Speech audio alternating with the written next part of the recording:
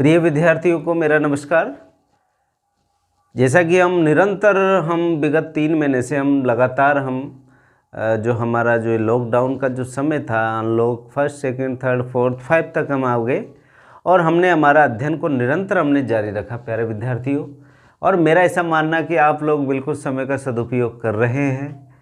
जैसा कि मैं देखता हूँ, मेरे व्यूज़ वगैरह जो चेक करता हूँ उसमें मुझे पता लगता है कि अधिकतर बच्चे बिल्कुल अपनी कक्षा को निरंतर जारी रख रहे हैं। तो प्यारे विद्यार्थियों, जब तक हमारे विद्यालय नहीं खुलते हैं, जब तक हमारी शिक्षा व्यवस्था बिल्कुल हमारी कक्षा में जब तक हम नहीं पहुंच पाते, जब तक आप बिल्कुल ऑनलाइन जो हमारा जो कंसेप्ट चल रहा है उसका आप सदुपयोग करें। निश्चित तौर पर आप लोग बहुत अच्छे से आप इसको सीख पाओगे और जो भी आपकी जो क्यूरीज होती है, जो भी आपकी कठिनाई होती है, वो हम हर संडे को प्रातः 9 बजे आपके लिए डाउट क्लास लेकर आते हैं। और इस संडे को जो डाउट क्लास मेरे द्वारा ली जाएगी वो डाउट्स क्लास प्रायिकता वाली जो प्रश्नावली है, जो कि 4 नंबर के बोर्ड में प्रश्न पूछे जाते हैं, उस डाउट क्लास को मैं आपके बीच में लेकर आऊँगा। आप उस डाउट क्लास को लेने से पहले आप प्रायिकता प्रश्नावली के प्रत्येक प्रश्नों पर आप एक्सरसाइज करें। जहाँ जहाँ भी जो भी प्रश्न आपसे नहीं आता है उस प्रश्न को आप बिल्कुल लिपिबद्ध करें। आज हम नए अध्याय के साथ आपके बीच उपस्थित हूँ मैं, और अध्याय का नाम है व्रत एवं व्रत की स्पर्श रेखाएं। व्रत के बारे में, व्रत की परिभाषा हमने पढ़ी ली कि किसी निश्चित बिंदु से निश्चित दूरी पर लिया गया बिंदु का बिंदुपथ व्रत कहलाता है। और व्रत से संबंधित हमने चाप से संबंधित हो, चाहे समरूपता से संबंधित हो, चाहे सर्वांग समता से संबंधित हो, प्रमेय हमने वहाँ पर सिद्ध की है। और उन प्रमेय के उपयोग से हमने यहाँ पर प्रश्नमाला को, जो प्रश्नमाला जो आपकी 11वीं थी 12वीं थी, उसको हमने बड़े बखूबी से हमने पूरे प्रश्नों पर, एक एक प्रश्नों पर हमने वहाँ पर अपनी बात रखी है। और आप, मेरा मानना है कि जैसे मुझे फीडबैक आपके द्वारा मिलते हैं व्हाट्सएप ग्रुप के द्वारा या टेलीग्राम के द्वारा या फेसबुक के द्वारा या यूट्यूब के द्वारा, तो मुझे बिल्कुल बहुत खुशी मिलती है कि मेरे विद्यार्थी, चाहे वो राजस्थान के कोई से भी कोने में रह रहा हो, चाहे वो कोई से भी ज़िले में रह रहा हो, चाहे वो किसी भी गांव ढाणी एक छोटे एक खेत तक भी मेरा ये मैसेज आप तक पहुंच रहा है और आप लोग उसको अच्छा रेस्पॉन्स दे रहे हो, आप लोग बहुत अच्छी तरीके से उसको पढ़ रहे हो, ऐसा मुझे मेरे जो इस चैनल के माध्यम से मुझे पता लग रहा है। तो शुरू करते हैं आज की प्रश्नमाला जो हमारी है 13वीं व्रत एवं व्रत की स्पर्श रेखा। इसकी जब हम बात करते हैं प्रस्तावना की, जब हम साइकिल चलाना सीखते हैं, साइकिल चलाते हैं, जब हम कहीं होकर गुजरते हैं, गुजरने के बाद में कई बार हमारे ऐसे मौके आते हैं कि और बिल्कुल बच गए, हम बिल्कुल बाल बच गए, नहीं तो हमारी जो साइकिल है वो कहीं न कहीं टक्कर खा जाती। बाल बचने का अर्थ है कि बिल्कुल जैसे हम दौड़ रहे हैं और दौड़ते हमारी जो शर्ट है वहाँ पर कोई वस्तु टच करती हुई निकल जाती है, ठीक है, तो टच करके निकली है, इसका अर्थ क्या हुआ, आपकी बॉडी को उस वस्तु ने क्या किया, स्पर्श किया, स्पर्श करके वो निकल गई। इसी तरह आपने देखा होगा, जैसे मैं यहाँ पर चित्र बनाता हूँ, जैसे पहला चित्र मैंने यहाँ पर बनाया कि जैसे ये कोई व्रत है, ये व्रत है और ये कोई रेखा है, ठीक, ये रेखा है, इस व्रत को 2 जगह से क्या कर रही है, काट रही है, यानी व्रत की परिधि को 2 स्थान से क्या कर रही है, इस पर काटती हुई आगे बढ़ रही है, 2 भिन्न बिंदुओं को क्या कर रही है, प्रतिच्छेद कर रही है। तो ये जो रेखा होती है, कौन सी रेखा, ये वाली रेखा, इस रेखा को बोलते हैं छेदक रेखा। कौन सी रेखा बोलते हैं प्यारे विद्यार्थियों, इसको बोलते हैं छेदक रेखा, यानी वह रेखा जो व्रत की जो परिधि को 2 स्थान पर काटती है, यह काटती हुई आगे निकलती है, छेदक रेखा कहलाती है। तो छेदक रेखा की परिभाषा आप समझ ही गए होंगे कि वह रेखा जो किसी व्रत की जो परिधि है उसको 2 स्थान पर प्रतिच्छेद करे, या व्रत की परिधि पर 2 स्थान से काटती हुई आगे निकले, ऐसी रेखा को क्या कहते हैं, छेदक रेखा कहते हैं। जैसे हमने एक जैसे आपने देखा होगा, हमारी जो माँ है, मम्मी है, जो आपकी माता जी है, वो क्या करती है, जैसे आपके लिए सर्दी के दिनों में क्या बुनती है, स्वेटर बुनती है। तो स्वेटर बुनने के लिए जो ऊन का जो गट्ठा होता है, बिल्कुल गोल गट्ठा, उसमें क्या लगा होती है, वो जो उसको बनाने के लिए जो उसकी एक वो होती है, सिलाई करने के लिए जो उसकी बुनने के लिए जो एक लंबी सी एक उसका एक रोड सी होती है, बिल्कुल बारीक सी, वो उसके आर पार होती है। तो आप समझ जाओगे कि सर ये जो आपकी जो ये लाइन है, जो बुनने वाला जो यंत्र है, वो उस पूरे के पूरे ऊन के गट्ठर के आर पार हो रहा है। तो वो किसको प्रदर्शित करेगा? छेदक रेखा को प्रदर्शित करेगा। आपके जैसे खेलने की जो गेंद है, उस गेंद को क्या किया आपने सुई ली और सुई से उस गेंद में आर पार कर दिया छेद। तो आप कहोगे सुई क्या एक रेखा हो गई और ये व्रत को क्या कर रही है, उस गोले को क्या कर रही है, छेदती हुई बाहर निकल रही है, तो छेदक रेखा के रूप में हो गई। तो इस तरीके से हमें हमारे दैनिक जीवन में जो जो भी ये वस्तुएं दिखती है उसमें दिखना चाहिए कि छेदक रेखा कहाँ कहाँ है। आप बिल्कुल पहचान जाओगे।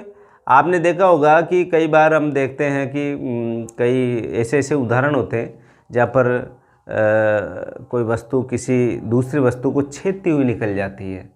तो ये कौन सी रेखा कहलाती है? छेदक रेखा। यानी किसी व्रत की परिधि को दो बिंदुओं पर काटती हुई रेखा आगे निकल जाए तो इसी रेखा को हम कौन सी रेखा बोलते हैं? छेदक रेखा। छेदक रेखा कहलाती है। हमने छेदक रेखा की बात की। अब दूसरी बात करते हैं हम नंबर 2 पर। जैसे ये कोई व्रत है और ये कोई रेखा है, ये व्रत है। अब आप देखोगे कि इस रेखा का इस व्रत के साथ कोई संबंध नहीं है, तो ऐसी रेखा है। कौन सी रेखा कहलाती है?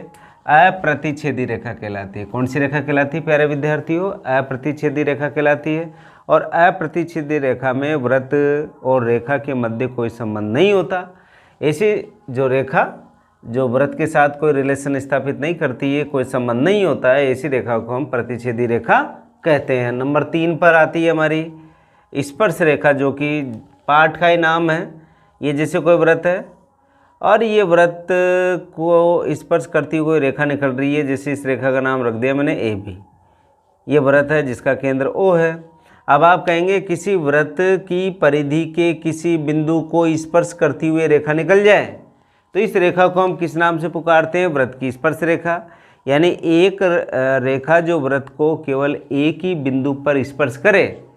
व्रत को स्पर्श करने से तात्पर्य व्रत की परिधि पर स्थित किसी एक बिंदु को स्पर्श करती हुई निकल जाए। तो यह रेखा कौन सी रेखा कहलाती है? स्पर्श रेखा कहलाती है प्यारे विद्यार्थियों। कौन सी रेखा कहलाती है? स्पर्श रेखा। अब आपके कंसेप्ट तीनों समझ आ गए होंगे। ये तो थी कौन सी रेखा? अप्रतिच्छेदी रेखा। अप्रतिच्छेदी रेखा। अप्रतिच्छेदी रेखा, ठीक है। यहाँ पर छेदक रेखा तो व्रत की जो परिधि है उस को दो जगह से काटती है या व्रत के दो बिंदुओं को स्पर्श करती हुई निकल जाती है, तो ऐसी छेदक रेखा कहलाती है। ये व्रत और ये रेखा, इन दोनों के बीच में कोई रिलेशन ही नहीं है, संबंध नहीं है, तो वो रेखा कौन सी? अप्रतिच्छेदी रेखा। और किसी व्रत की परिधि पर स्थित किसी एक बिंदु को स्पर्श करती हुई कोई रेखा निकल जाए तो वो रेखा कहलाती है स्पर्श रेखा कहलाती है। जैसे हम साइकिल चलाते हैं, कई बार साइकिल चलाते हैं तो कोई बालक या कोई वस्तु या कोई ऐसी जगह जिसको हमारी हाथ या हमारी साइकिल स्पर्श करती हुई निकल जाए और बच गए बाल बाल, इसका मतलब आपकी गाड़ी या आप उस साधन से क्या हुए? थोड़े से स्पर्श हुए। आपको आर पार साधन ने टच नहीं किया, केवल स्पर्श किया, तो वो स्पर्श करना हो गया। यहाँ पर व्रत को स्पर्श करती हुई ये रेखा निकल रही है तो इसको क्या बोलते हैं? स्पर्श रेखा बोलते हैं। कुछ रिलेशन भी है इसमें, देखो आप स्पर्श रेखा से संबंधित, स्पर्श रेखा से संबंधित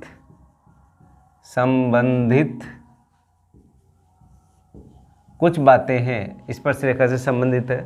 जैसे कोई व्रत है, ये व्रत का केंद्र है, यहाँ पर कोई एक बिंदु लिया हमने ए। अब ए से इस व्रत पर कितनी स्पर्श रेखा खींची जा सकती है प्यारे विद्यार्थियों? तो आप कहोगे सर या अंदर से तो कोई भी स्पर्श रेखा नहीं खींचेगी, तो यहाँ पर लिख देंगे स्पर्श रेखाओं की संख्या। स्पर्श रेखाओं की संख्या यहाँ पर क्या होगी बताइए दीजिए आप। तो आप बताओगे सर संख्या क्या होगी? 0 होगी। पहली बार समाप्त की हमने। ये जैसे कोई व्रत है, ये व्रत की परिधि पर कोई बिंदु है ए, इससे कितनी स्पर्श रेखा खींची जा सकती है? तो आप बताओगे सर इसमें कितनी स्पर्श रेखा? 1। इसी तरह तीसरा मैंने लिया, ये कोई व्रत है, ये व्रत का क्या बाह्य बिंदु है, इसको नाम दिया P। इस बाह्य बिंदु से व्रत पर कितनी स्पर्श रेखा? एक तो ये हो गई, एक ये हो गई। इस बाह्य बिंदु से कितनी स्पर्श रेखा खींची जा सकती है? 2। ये तो सिंगल व्रत की बात की।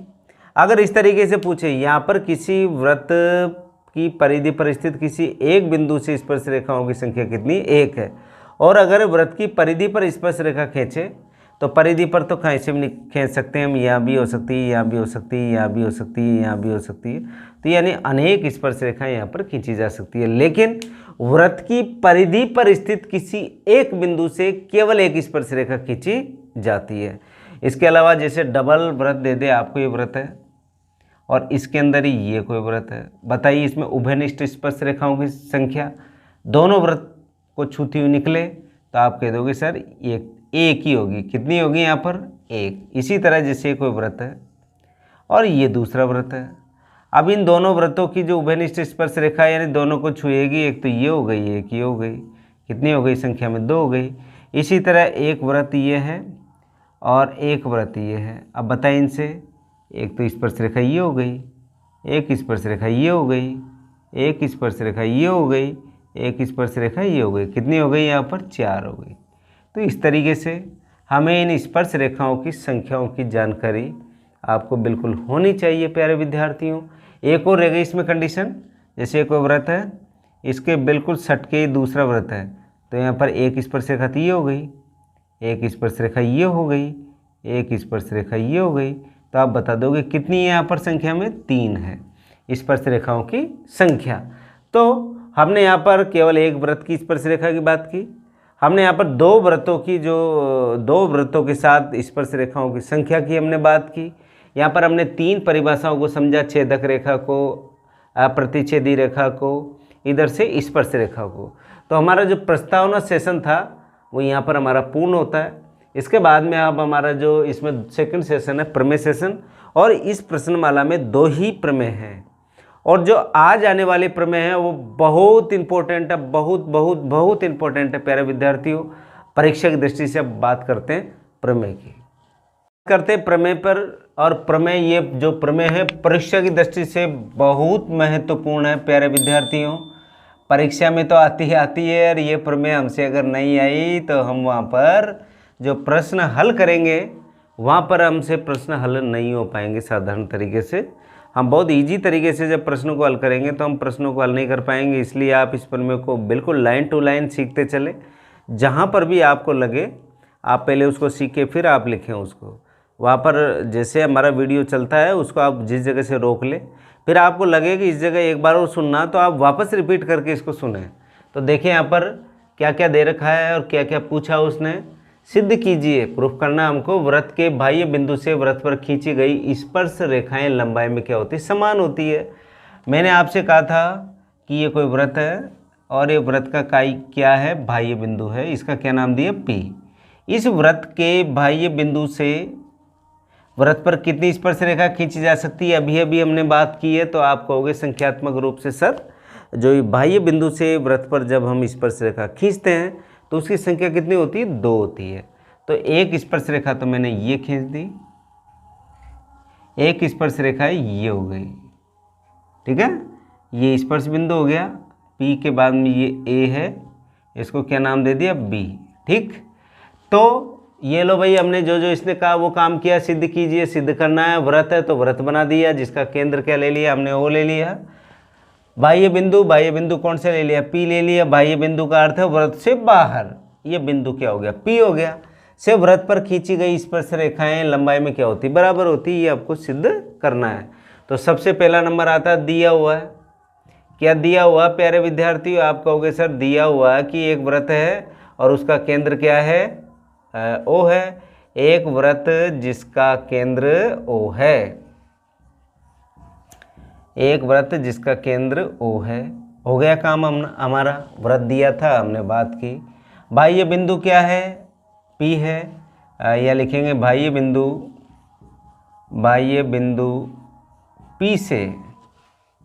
P से व्रत पर 2 स्पर्श रेखाएं कौन कौन सी है? आप कहेंगे सर स्पर्श रेखाएं PA व PB है। ये लो सर, हमने जो जो दिया वो लिखा। नंबर 2 पे आ गए हम सिद्ध करने पे।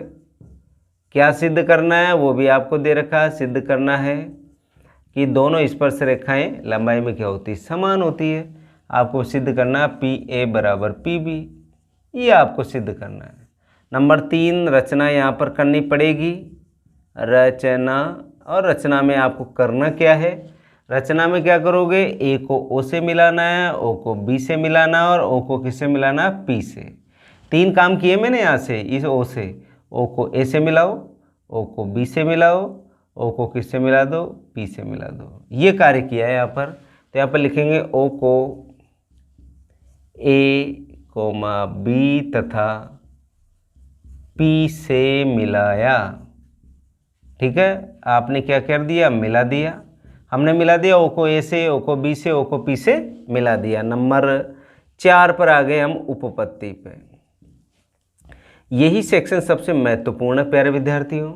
यहाँ पर देखिए हम 2 त्रिभुजों की बात करेंगे। एक तो त्रिभुज ये वाला ऊपर वाला दिख रहा है आपको, और एक त्रिभुज ये वाला नीचे वाला त्रिभुज।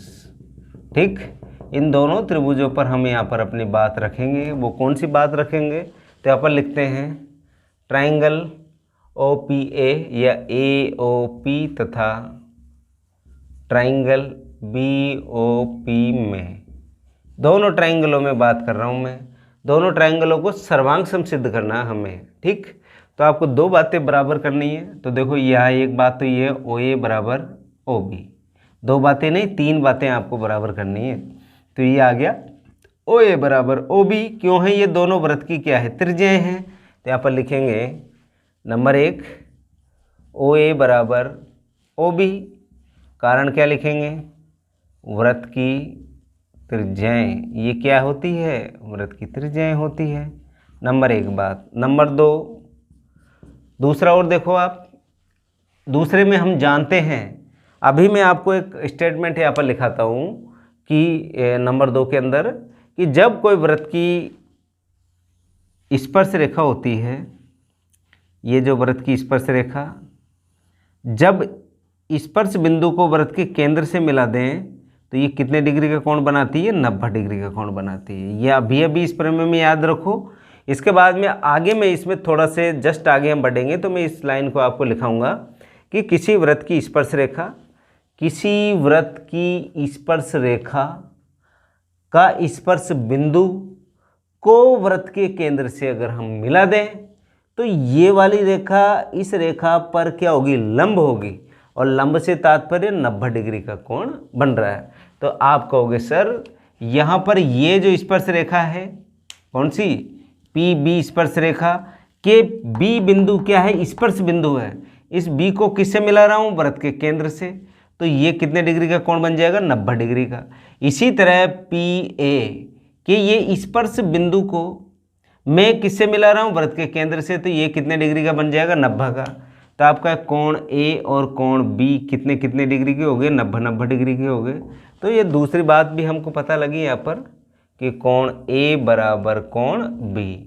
कारण आप लिखोगे वृत्त की स्पर्श हमने कहा कि वृत्त की स्पर्श रेखा कोमा वृत्त की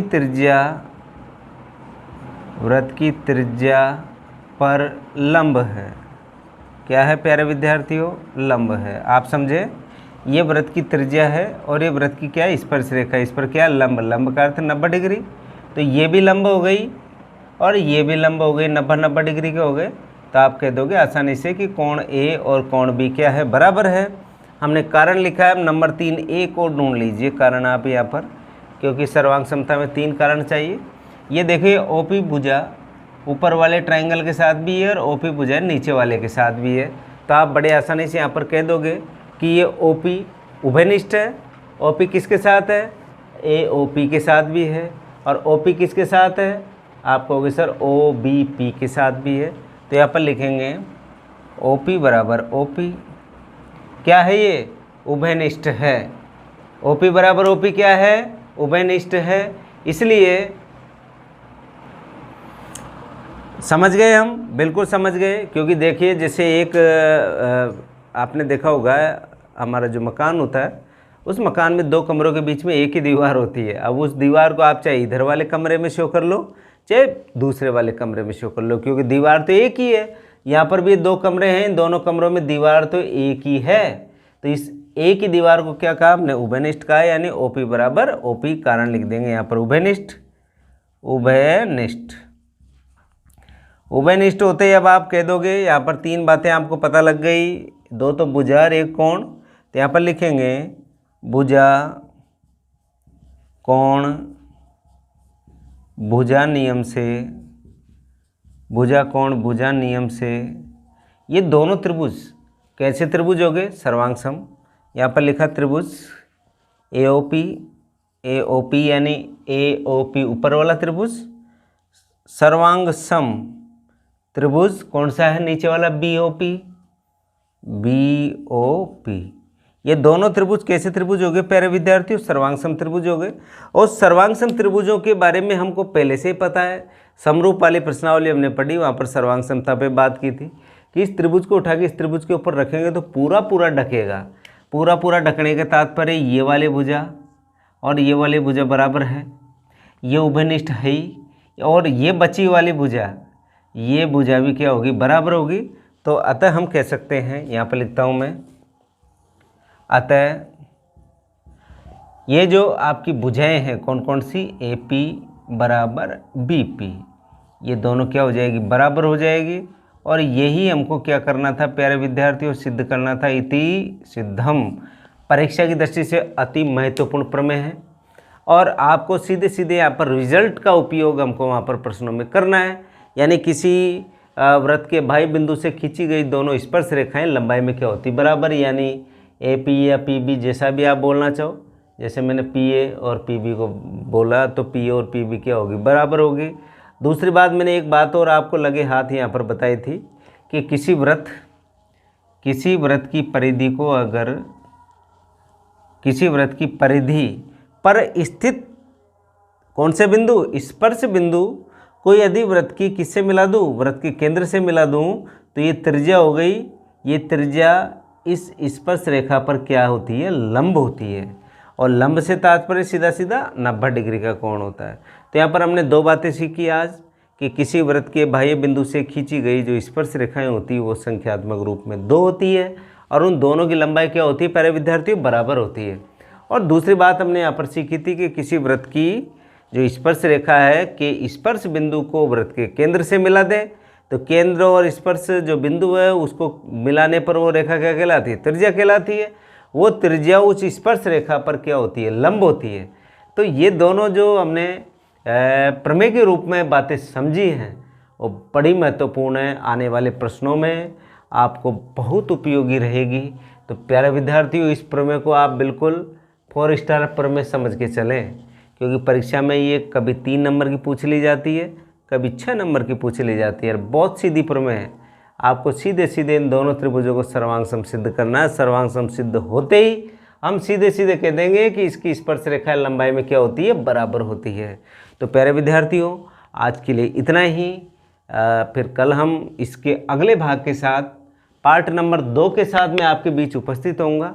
मेरा ऐसा मानना है कि आप बिल्कुल अच्छे से मेहनत कर रहे हैं और मेहनत करते रहें प्यारे विद्यार्थियों। जब भी विद्यालय खुलेगा तो आपको निश्चित तौर पर इन जो हमारी E क्लास है उसका लाभ आपको निश्चित तौर पर मिलेगा। और शुभकामनाओं सहित थैंक यू।